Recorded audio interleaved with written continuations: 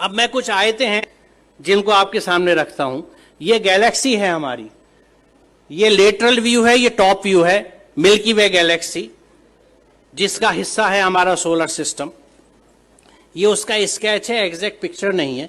इस गैलेक्सी के अगर आप डायमेंशंस देखें तो एक बाजू से दूसरे बाजू 1,00,000 नूरी साल यानी 1,00,000 लाइट ईयर्स का डिफरेंस है, डिस्टेंस है इस हिस्से से उस बाजू तक।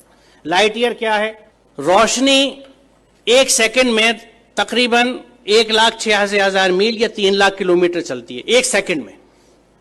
इसको 60 से मल्टीप्लाई कीजिए, 1 मिनट में रोशनी कितना चली, फिर 60 से मल्टीप्लाई कीजिए 1 घंटे में कितना चली। यहां तक आते ज्यादातर आपके कैलकुलेटर्स कंप्यूटर्स फेल होने लगेंगे क्योंकि फिगर्स बहुत ऊंची चली गई। अब आप इसको 1 घंटे में आपने टाइम निकाल लिया कि 1 घंटे में रोशनी ने कितना सफर तय किया, इसको 24 से जरब दीजिए तो 1 दिन में रोशनी कितनी चली, फिर 30 से जरब दीजिए 1 महीने में कितनी चली, फिर 12 से जरब दीजिए तो 1 साल में कितनी चली। It will be N astronomical figure. 1 साल में रोशनी जितना फासला तय करती है, जितना डिस्टेंस कवर करती है, उसको 1 लाइट ईयर या 1 नूरी साल कहा जाता है। तो ये कितना फासला होगा आप अंदाजा लगाइए।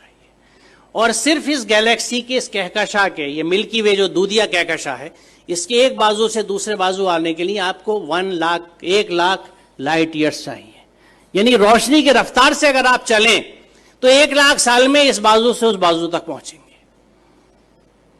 यहां अजमत का एहसास होता है अल्लाह ताला की। और ये मिल्की वे जो एक गैलेक्सी है, ये ऐसी एक गैलेक्सी नहीं है, बल्कि there are millions and millions of these galaxies पूरी कायनात में। और इन गैलेक्सीज में है क्या साहब? सितारे जिनकी डिफरेंट लाइफ साइकिल्स हैं, अगर आप स्टार्स की पढ़ें, या प्लैनेट्स जो उनके चारों तरफ घूम रहे हैं। सबसे बड़ा सवाल ये आता है कि ये रुके हुए कैसे हैं? रात में जो आसमान हमें इतना अच्छा दिखता है, उसमें तारे नजर आ रहे हैं, चांद नजर आ रहा है, ये रुके हुए कैसे? What is holding them? वो क्या चीज है? वो कौन से कुव्वतें हैं? आज हम जानते हैं कि ये इलेक्ट्रोमैग्नेटिक फोर्सेस हैं जिनके बैलेंसिंग से इनको हमने रोक रखा है। It is just phenomenal. आप ये समझिए कि मैग्नेटिक फोर्स को कंट्रोल करने के लिए इस वक्त हमारे पास जो सबसे अच्छी एग्जाम्पल है, उदाहरण है, वो मैगलेव ट्रेन का है कि मैग्नेटिक लेविटेशन से रेल की पटरी से 6 इंच ऊपर ट्रेन रन करती है, जिसको मैगलेव ट्रेन कहते हैं।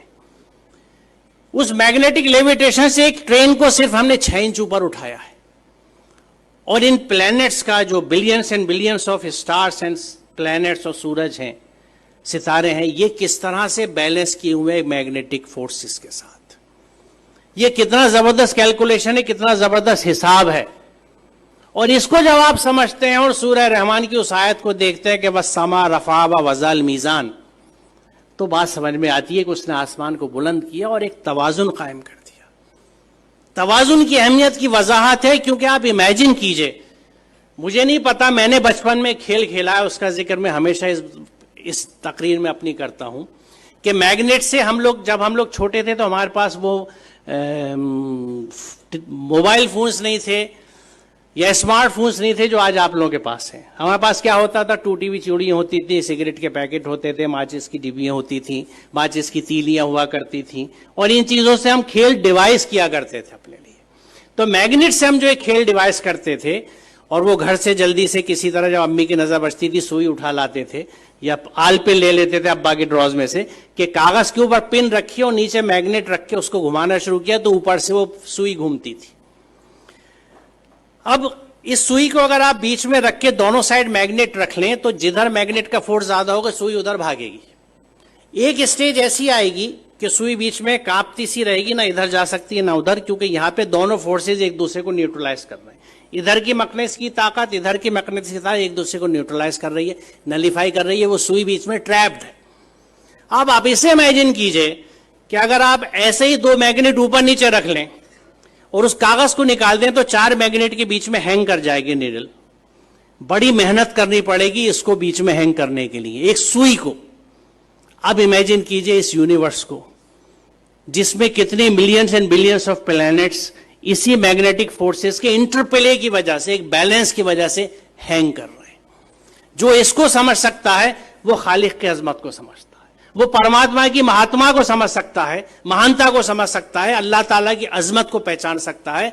और उस वक्त वो कन्विंस होता है कि जब इस पूरी कायनात में अल्लाह के कानून चलते हैं तो मैं उसके कानून को किस तरह से एक जुज़दान में लपेट के बिना समझे ऊपर रख सकता हूं और उसको फॉलो नहीं करता।